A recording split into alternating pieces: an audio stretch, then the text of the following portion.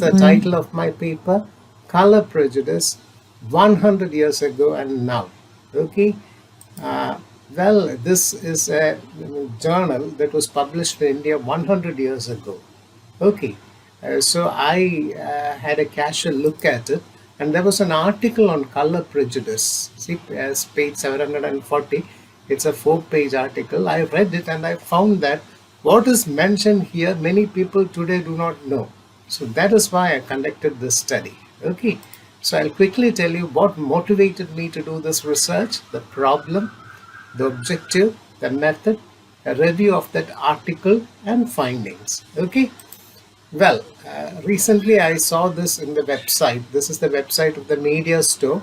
They were selling a painting drawn in 1800 for $54. What is it?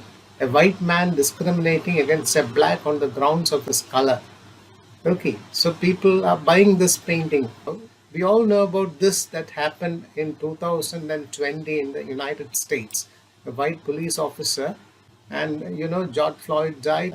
People suddenly became sensitive to the color prejudice that exists in the world. Okay, and what is the problem? I was interested in Britain because for 300 years India was a kind of a colony for the British, and this survey was published in 2020 in the United Kingdom. What they said is blacks, Asians, and minority ethnic, that is BAME, 84% feel that even racism exists in Britain even today. In Britain, okay. This is a report that was published. It's available on the website. The source is here. Now another problem. Now the British were ruling India. They did not like the colored Indian race. But after they left, normally we would have believed that it should end. But a new kind of colonialism, a new kind of color sensitization happened in India. And this article was published in 2019 by an Indian. So even in India, we have this problem. And you can see great actors like Shah Rukh Khan. He is advertising for cosmetic products so that people can change their color. So this became a problem. When British left, why should we be worried about color? But then even today in India, we have this problem. So what are my objectives? I try to identify the possible reason for the existence of color. Why does it exist? And I am suggesting some ways to overcome that. Okay, so what is my method? I am doing a close review of the content in this article because that is dealing directly with color prejudice. And I collected data from websites on color prejudice, what is available now. Then I corroborated, compiled them, and attempted a critique. Okay, that is my method. Now, what are my findings? As you know, the article was supposed to have been published in some other journal called Asiaticus. It's the Indian Review, October 1907, page 740. What is the first finding? There are several, but I'm just highlighting a few given the time constraint. The article begins like this. Color prejudice, like witchcraft and slavery, is founded on delusion. That is how the article begins. Another thing, well, how does this operate? They associate great things with the white skin. Everything contemptible with skin that is not white. So Indians or blacks, everything contemptible, they try. This is an article written in 1907, not now. Okay. The second finding. This was happening in the United States in 1907. These are 3 incidents. A white lady will ride in a car with a black servant, but not with a black lady of equal standing. A white gentleman will sit in the same floor in the legislature, but not in the church with the same man, because it's a white man's church. Then in the United States, they used to give the whites the right to vote, but when the blacks go to vote, the white mobs lynch them.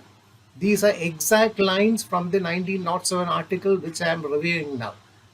Okay, 1907 article. Then, I looked at the famous speech given by Martin Luther King. This was 50 years after the article was published.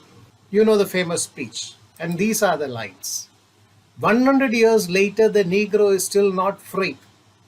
My article is 1907, but he speaks in 1963. The life of the Negro is crippled.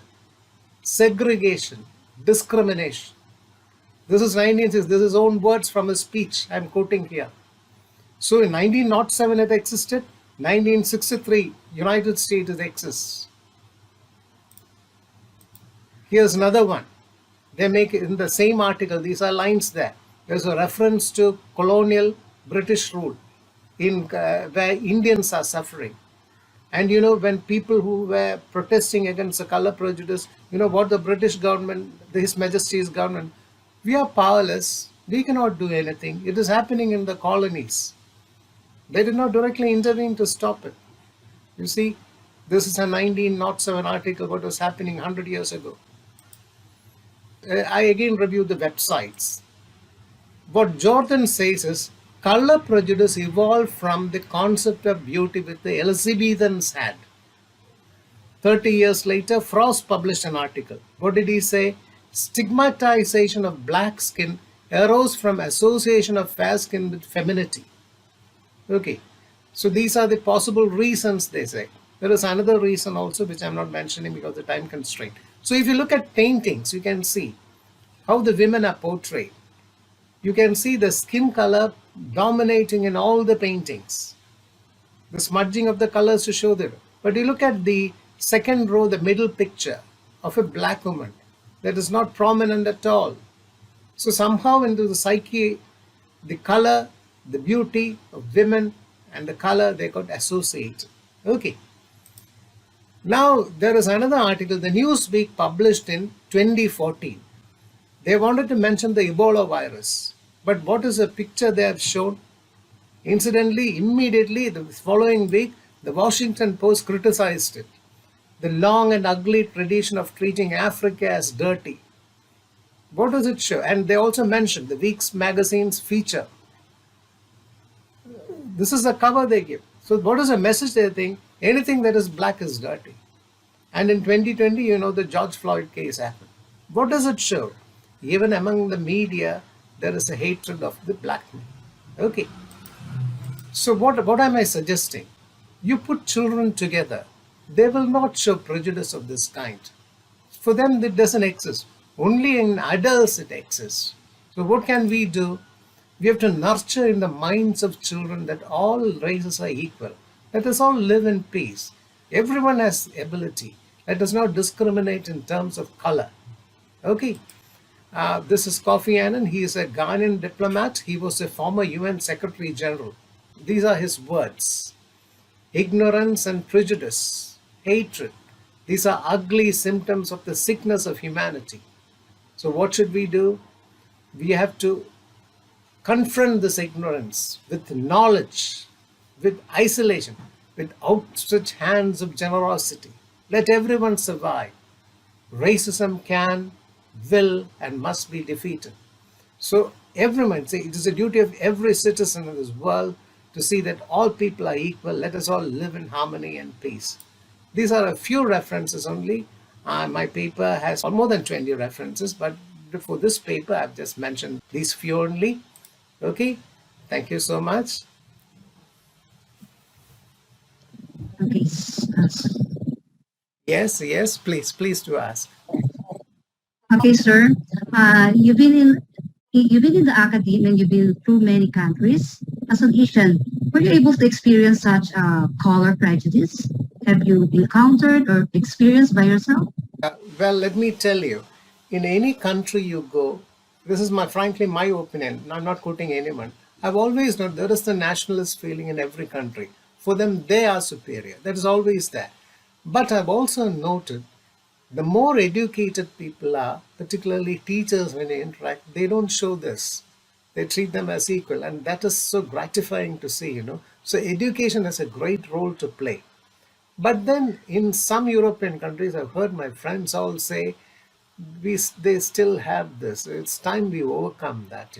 This is a globalized world where we are all connected each other. Everyone can share for and help each other. So why should we perpetuate this color prejudice?